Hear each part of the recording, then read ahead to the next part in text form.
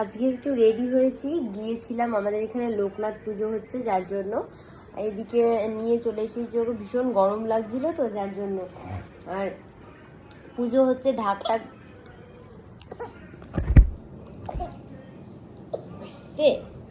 মাম্মা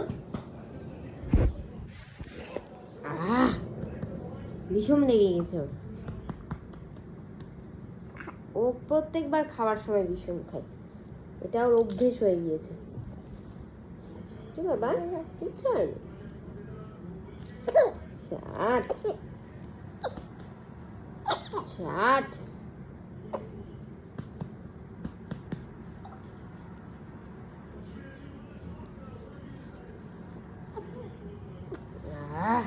কিছু হয়নি, কিচ্ছু হয়নি, এর তো কিছু হয়নি, ঠিক হয়ে গেছে না? তুমি প্রত্যেকবার ভীষণ খাও।